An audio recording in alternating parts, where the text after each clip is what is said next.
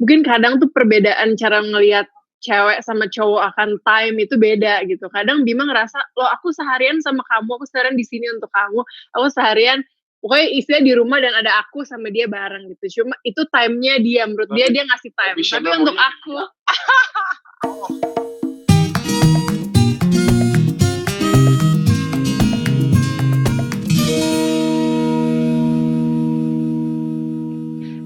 selamat datang di Bright Story Unveil, podcast persembahan dari Bright Story. Dan perkenalkan aku Gianda Aktiani yang akan jadi host kamu di episode kali ini. Apa kabarnya yang sekarang lagi dengerin? Kayaknya ini tuh udah episode kesekian ya di era new normal. Semoga semua dalam keadaan baik-baik aja dan sehat-sehat aja. Anyway, Bright, kamu tuh pasti punya gak sih sosok pasangan yang kalau kamu lihat interaksinya tuh kayaknya couple goals banget gitu. Nah, untuk mencapai relationship goals itu pastinya dibutuhkan yang namanya komunikasi ya. Apalagi kalau pasangan kamu itu beda profesi atau bahkan beda lifestyle.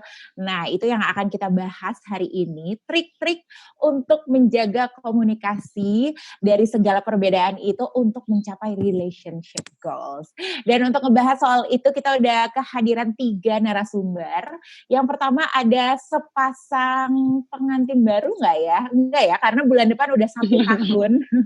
Ada Rashena dan juga Bima Arya, halo, yang sudah menikah di bulan September 2019. Yes, betul. Sebentar lagi Hai. anniversary ya. Iya. Halo Anda, how are you Anda? Good ya? Oke. Yes, good. Dan untuk biar diskusinya lebih legit, pastinya kita juga menghadirkan pakarnya nih di sini. Ada Mbak Marcella Novianti, MPsy, psikolog, seorang associate psychologist dari ibunda.id yang adalah sebuah social enterprise yang fokus mengembangkan layanan kesehatan mental lewat inovasi dan teknologi. Halo Mbak Sheila. Halo. Nah, aku mau nanya langsung ke Bima sama Shena kali ya. Ada Mbak Sheila, ada Mbak Shena nih sekarang. Yang aku mau nanya. Iya. Yang aku tahu kalian ini kan beda profesi ya. Shena kalau nggak salah dokter gigi, bener ya? Benar. Dan Bima di dunia entertainment atau mungkin lifestyle-nya juga beda bahkan gitu.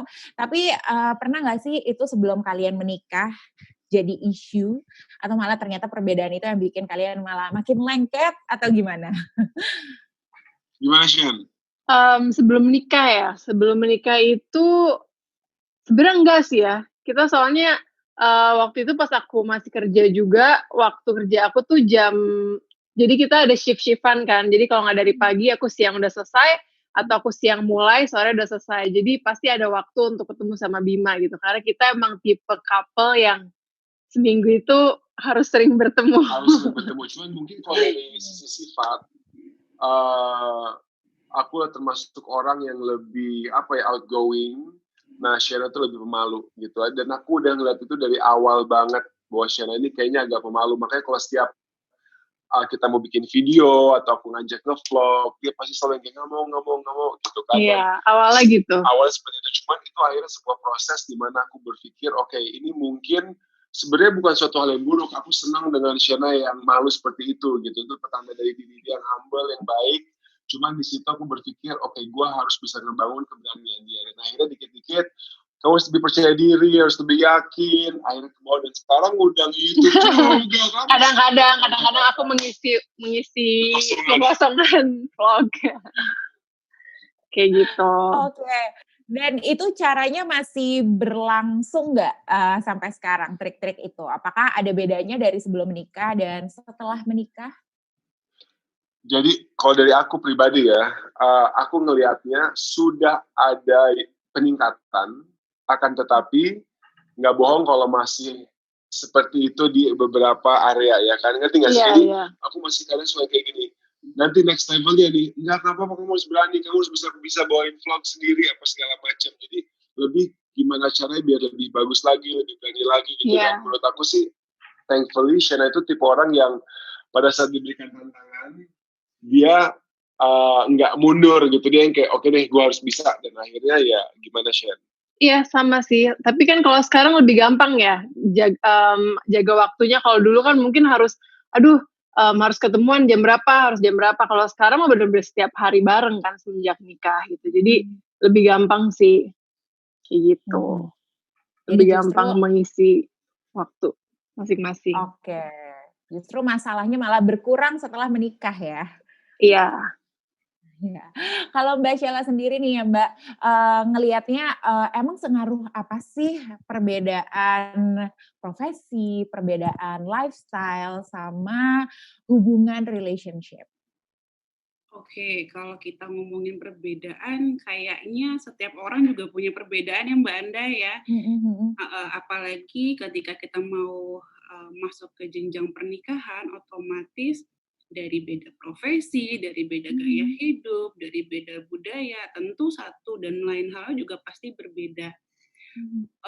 Ngaruhnya seberapa sih? Pasti ada ngaruhnya. Cuman kita nggak tahu apakah ngaruhnya sedikit, sedang, gede. Nah, kita nggak tahu karena masing-masing pasangan punya porsinya masing-masing. Gitu. Jadi kalau ditanya ngaruh banget, dan memang perbedaan gaya hidup segala macam yang tadi disebutkan sama Mbak Shena dan Mas Bima itu juga ngaruh, apalagi di awal-awal pernikahan gitu. Cuman kalau gimana tuh Mbak? Kenapa Mbak Anda? Gimana mengatasinya? Oke. Nah, ini yang menarik nih. Gimana mengatasi perbedaan? Kalau kita menghayati kata mengatasi itu seperti ada sesuatu yang harus nggak ya aku menghilangkan value-value aku? Harus nggak ya aku punya value, aku punya pandangan seperti ini, aku punya cara aku seperti ini, harus nggak ya setelah nikah aku hilangkan itu? Kalau gitu gimana kita ganti kata mengatasi itu dengan menerima atau mentoleransi?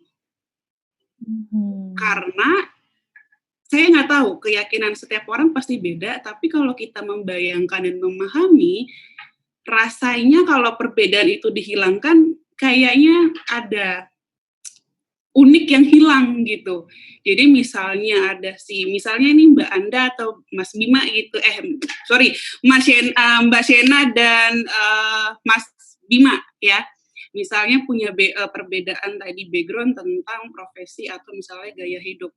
Kalau misalnya kita bilang, kamu kan punya gaya hidup yang dulu kayak gini, kamu punya budaya yang kayak gini, bisa nggak kamu rubah? Nah, itu seperti ada yang hilang yang saya bilang tadi. Oleh karena itu, kita bisa coba, ayo kita toleransi. Kita toleransi bareng-bareng, kita menerima. Saya yakin menerima itu seperti kata simpel tapi susah. Gitu, tapi susah banget dijalanin, apalagi awal-awal pernikahan. Tapi kalau saling berkomunikasi, saling terbuka, dan otomatis jujur lah ya, saya rasa adaptasi itu akan jauh lebih indah dibanding dengan mengatasi perbedaan. Nggak apa-apa berbeda, yang penting komunikasikan. Aku seperti ini, kamu seperti ini, ayo kita jalan bareng-bareng dengan keunikan kita. Gitu. Lebih ke arah sana sih Mbak Anda, karena kalau mengatasi itu seperti ada sesuatu yang hilang dari value seseorang, tapi bisa nggak ya kalau kita ganti dengan menerima, menghargai, dan mentoleransi adanya perbedaan tadi, sehingga kayaknya lebih hidup gitu. Dan balik lagi intinya di komunikasi ya Mbak ya? Betul sekali Mbak Anda. Nah, kalau seperkepoan aku nih, Bima sama Shena kan kayaknya pacarannya udah lama ya sebelum akhirnya memutuskan. Lama banget. Berapa tahun kalau boleh tahu? Berapa nih Shena yang paling hafal nih? Jujur aku lupa persis ya, kurang lebih mungkin 7 tahun mungkin pacarannya, tapi kenalnya udah lebih lama lagi dari itu. Jadi dulu itu Bima itu teman mainnya sepupu aku. Gitu. Oke. Nah, kenal selama itu, bahkan pacaran juga udah selama itu, pastinya udah saling tahu banget masalah perbedaan lifestyle, profesi itu tadi gitu. Tapi apalagi sih Bima sama Shena yang kira-kira harus kalian saling tahu nih untuk jaga komunikasi kalian? Tadi sih yang pasti yang disampaikan sama Mbak Sheila bagus banget ya, mengatasi gitu. Benar juga ya, di saat kita mengatasi mungkin harus menghilangkan sesuatu dan kembali lagi lebih ke menerima dan ikhlas. Gimana cara kita bisa melihat perbedaan masing-masing, bisa menerima dan ikhlas. Dan menurut aku sih nggak mudah, betul. Karena mungkin ada hal-hal karakter yang dari aku yang Shena nggak suka, ada hal-hal dari karakter Shena yang aku nggak suka. Dan untuk aku bilang, Shen, kamu nggak bisa kayak gitu, ya mungkin itu nggak bisa dirubah karena udah bawaan. Kembali lagi di aku juga. Nah, kayaknya yang paling mudah sih ya seperti maksudnya yang paling masuk akal, yang paling reasonable dengan ya udah deh cinta apa adanya, menerima apa adanya, ya kan? Gitu sih. Dan sebenarnya untungnya kita asal nggak bikin berantem aja terus. Dan untungnya sebenarnya kita udah kenal lama banget kan, jadi perbedaan yang kita lihat setelah menikah tuh nggak bener-bener jomplang atau kayak jauh dari yang kita emang udah tahu sebelumnya gitu. Betul. Karena basically kalau apalagi Bima gitu udah ngelihat aku tuh dari aku masih kecil gitu kan waktu itu, jadi dia bisa bener-bener ngelihat mungkin sifat aku tuh kayak gimana, perubahan sifat aku kayak gimana sampai sekarang gitu. Jadi nggak terlalu yang wah aku udah jadi gini gitu. Bukan berarti kita nggak ada masalah, bukan berarti kita nggak ada keributan di antara kita gitu. Cuman memang ya itu dia, kita berusaha menerima. Tapi ada saatnya rasa menerima itu juga ada batas toleransinya dan akhirnya kita ada berantem-berantem kecil gitu. Tapi ya yang namanya hubungan nggak mungkin ya perfect gitu. Dan jujur, kalau boleh jujur, malah perbedaan aku sama Shena itu dari background, dari cara kita berpikir, disitulah yang membuat aku ini hubungan yang dinamis, yang seru gitu. Yang bikin makin gemes ya. Yes. Gemes. Tapi Mbak Sheila, sebenarnya penting nggak sih untuk mengubah pola komunikasi dari sebelum menikah, pas masih pacaran mungkin, sampai akhirnya menikah? Kira-kira perlu nggak ya dirubah? Atau ternyata masalahnya memang di komunikasi, atau ternyata masalahnya bukan di komunikasi. Nah, mungkin awalnya kita juga sebelum menikah boleh pacarannya setahun, boleh pacarannya 2 tahun, atau sampai 10 tahun misalnya ya. Ada sesuatu yang dirasa salah. Kok kayaknya pasanganku kalau menyampaikan sesuatu, kok rada-rada ya. Rada-rada tanda kutip. Apakah memang nggak nyaman dengan nada keras misalnya, atau dengan bahasa yang tidak menyenangkan, itu boleh kita komunikasikan. Tapi kita juga jangan punya ekspektasi bahwa ketika kita meminta untuk diubah komunikasinya, jangan punya ekspektasi bahwa dia akan kayak balik tangan langsung berubah gitu. Karena kalau kita punya ekspektasi seperti itu, nanti ketika menikah, kan udah aku minta waktu itu untuk komunikasi seperti ini kurang baik. Kok malah seperti ini pas nikah? Jadi membuat satu pasangannya lebih kayak lebih down gitu. Nah, mungkin sebelum menikah kita juga perlu komunikasikan bareng-bareng gitu. Aku punya gaya komunikasiku yang seperti ini. Dengan budaya kalau ngomong misalnya keras, suaranya tinggi, atau volumenya dan intonasinya tinggi. Kira-kira kamu kalau aku seperti ini bakal terima nggak? Terus si pasangannya ngomong gini misalnya, pasangannya misalnya ngomong gini, nggak apa-apa sih aku kalau kamu seperti itu, tapi jangan tiba-tiba kamu maki-maki aku aja. Berarti ada perlu yang di-highlight, di notes, bahwa boleh saja intonasi dan volume yang tinggi, asal tidak seperti yang mau menerkam. Nah, itu kan di awal sudah dikomunikasikan, gitu. Nah, langsung colek-colekan nih. Mbak Shena langsung colek-colekan. Nah, itu juga bisa ketika nanti sampai menikah, itu juga bisa, kita kan perlu review ya, yang namanya kita pernikahan setahun pertama, 2 tahun pertama kan perlu review. Apa ya yang salah, apa ya yang sudah benar, apa yang sudah oke nih setahun pernikahan kita, misalnya gitu. Ternyata masih masalahnya misalnya komunikasi, berarti tadi kira-kira memang setelah menikah ini komunikasi adalah menjadi masalah utama dari pasangan tersebut atau bukan. Dan perlu di notes atau di highlight bahwa komunikasi yang baik itu juga mempertimbangkan 2 hal, di mana cara penyampaiannya dan waktu penyampaiannya. Kenapa? Karena kalau cara penyampaian,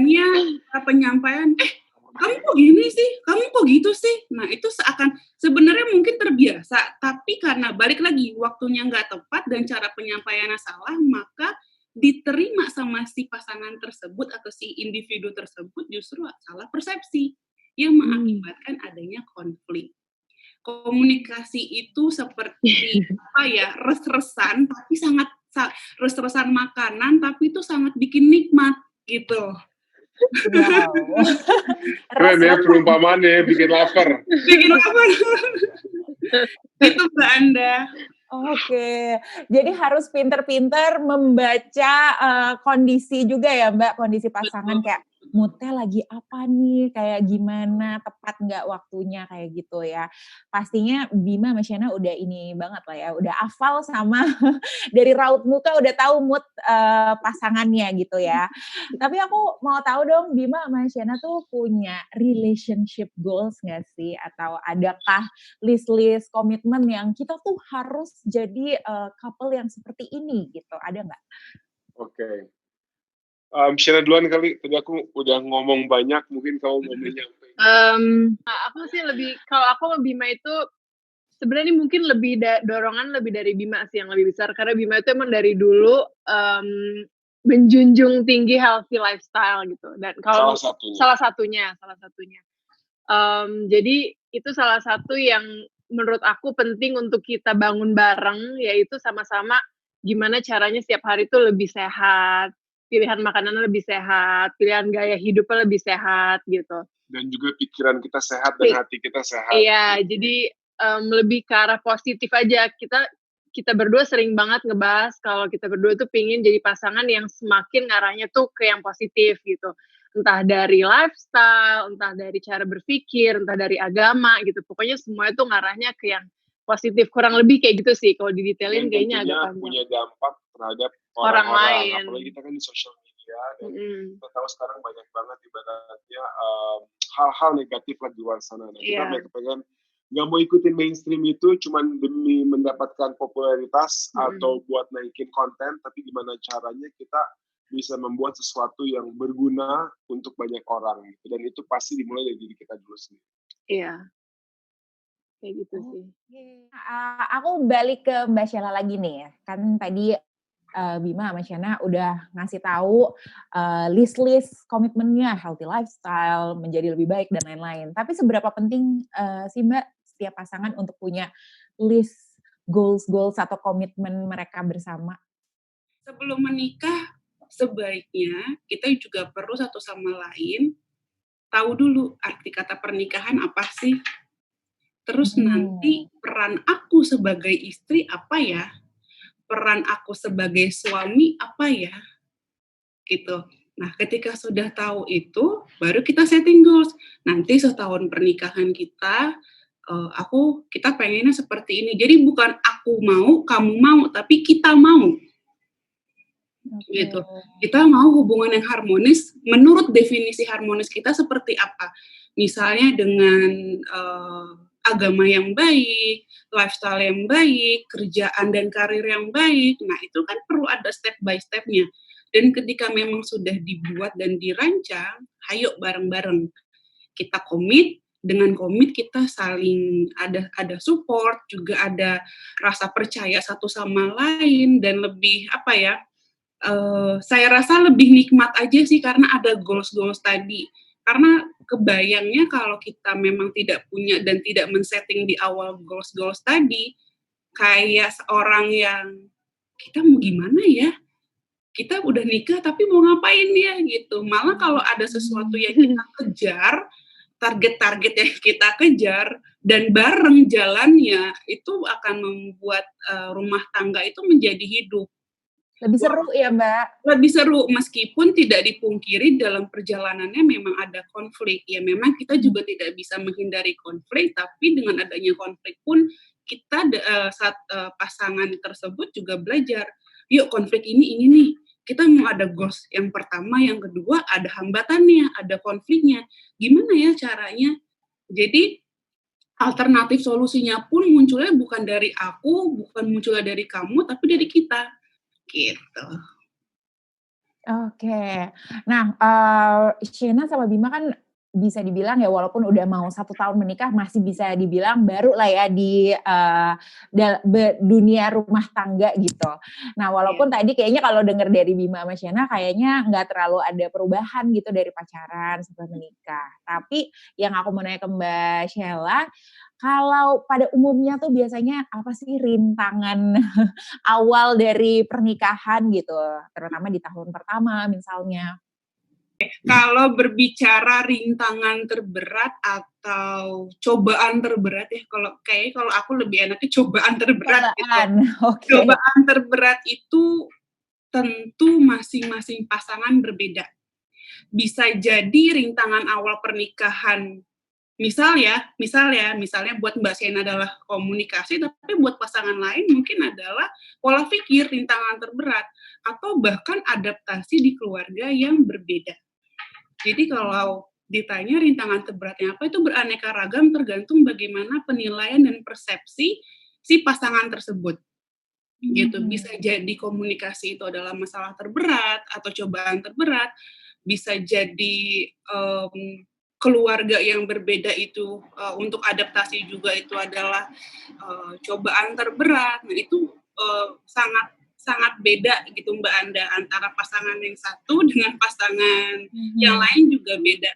Tentunya punya porsi juga yang berbeda gitu.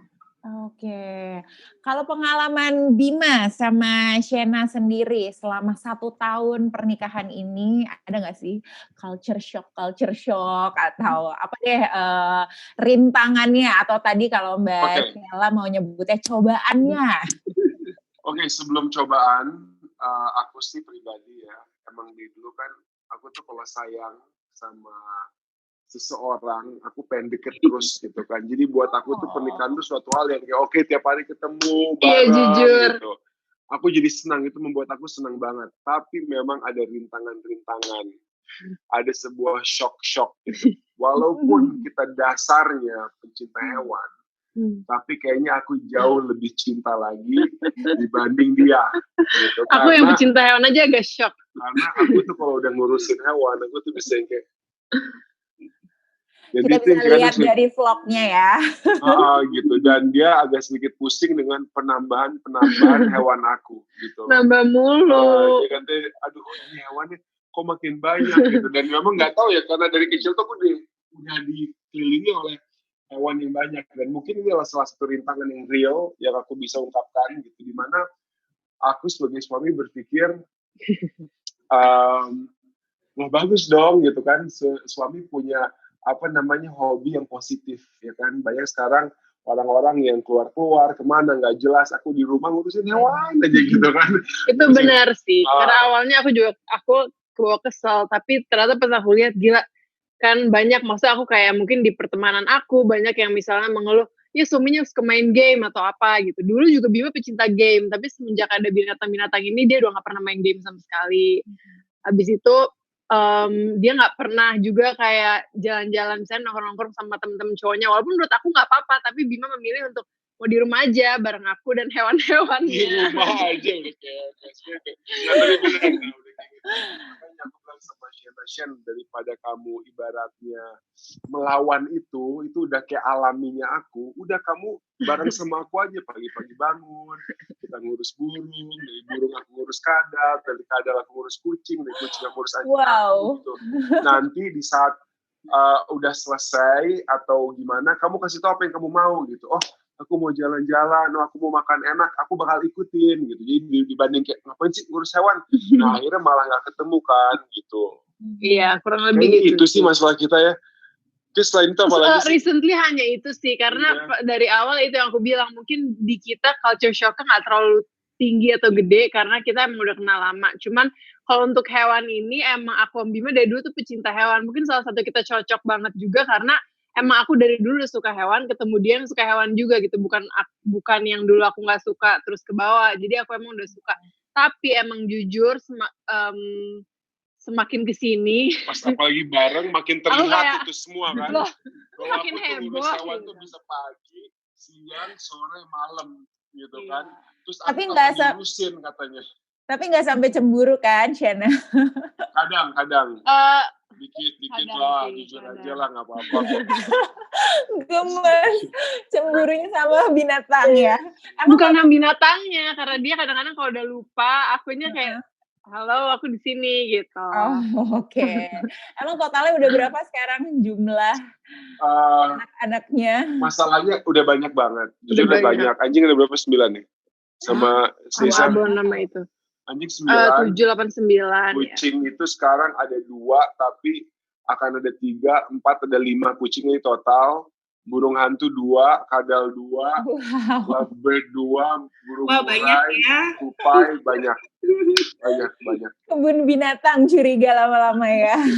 Iya, kayak dia mau bikin kebun binatang nih diam-diam bentar lagi. Tapi emang suka hewan, jadi kayak bukan cuma sekedar memiliki, cuma emang suka ngurus juga gitu. Tapi memang mungkin tantangan dari aku lebih kayak oke, gue harus bisa manage waktu untuk not only give love to my animals, tapi give more attention to my wife juga. Yang mana sebenarnya nggak give attention juga, cuman mungkin harus more. Kadang kan di saat gini loh. Nggak mungkin gini kali. Ini salah satu agak sedikit, mungkin kadang tuh perbedaan cara ngelihat cewek sama cowok akan time itu beda gitu. Kadang Bima ngerasa, loh aku seharian sama kamu, aku seharian di sini untuk kamu, aku seharian pokoknya istilah di rumah dan ada aku sama dia bareng gitu. Cuma itu time-nya dia, menurut dia ngasih time. Tapi untuk aku, aku melihat kamu di cuman kalau menurut perempuan mungkin agak lebih dari itu gitu lah kurang lebihnya. Oke, siap. Kabarin aja bosku, mau kemana bosku? Enggak, tapi ya. Dan tambahan lagi, jadi memang satu hal yang kita udah ketahui dari awal dan menjadi salah satu concern kita kalau kita mau menikah adalah bahwa Shena ini keras, aku ini keras. Aku datang dari keluarga yang keras, dari garis-garis keturunan yang keras gitu. Keras dalam artian tuh kalau aku udah punya pandangan, aku udah ngerasa ini yang aku mau jalanin, udah aku stick to it gitu. Nah, Shena juga kurang lebih seperti itu wataknya gitu. Jadi kita tuh kayak bom kadang meledak gitu kan. Kalau misalnya aku udah pengennya apa, Bima pengen apa, kadang-kadang bom. Tapi ya itu mungkin tadi yang Mbak Sheila bilang gitu. Harus bisa menerima. Ada saat-saatnya, apalagi mungkin aku ngeliat Bima gitu, ada cara-cara komunikasi yang mungkin aku harus, aku kayaknya harus caranya gimana nih biar bisa lebih masuk ke Bima. Timingnya juga tepat. Timingnya tepat, gitu. Bukan pas dia habis capek, habis syuting, habis apa habis gitu. Capek, syuting, ngajakin liburan ke Eropa, pusing kepala. Tapi ya, paling itu sih, dan aku rasa itu adalah sebuah tantangan, dan aku rasa selama nggak suatu hal yang masif dalam artian itu membuat kita ribut besar, aku rasa ya aku enjoy aja. Dan intinya value kita sih, value kita walaupun kita kayak gimana pun, value kita selalu sama, nggak pernah melenceng gitu. Jadi ya, paling kayak gitu sih. Debat-debat biasa.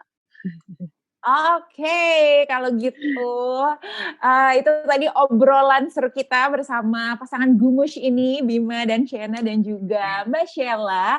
Semoga membantu pasangan-pasangan di luar sana mau yang masih pacaran atau yang udah menikah untuk bisa terus menjaga komunikasinya dan memahami karakter pasangannya yang mungkin beda profesi, beda lifestyle. Dan kalau kamu mau konsultasi lebih lanjut nih, mungkin tadi ngerasa belum puas dengerin Mbak Sheila, bisa lanjut langsung ke Instagram dan websitenya ibunda.id.